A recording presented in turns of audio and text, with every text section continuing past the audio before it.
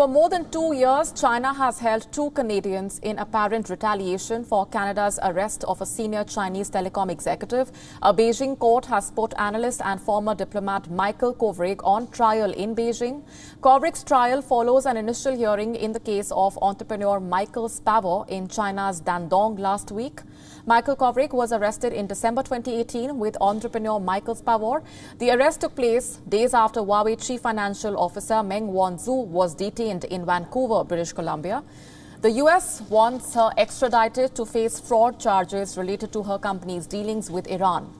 Meng has been released on bail, but the 2 Canadians have been held ever since. In June 2020, they were charged with spying under China's national security laws.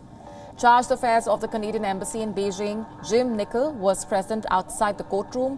He said that consular officials were not given permission to attend the proceedings for Spavor's trial, despite several requests. Canadian officials expressed disappointment at what they have called a lack of transparency in the case. Last week, the Canadian Prime Minister Justin Trudeau had also blasted Beijing for holding the trial in secrecy without access for consular officials.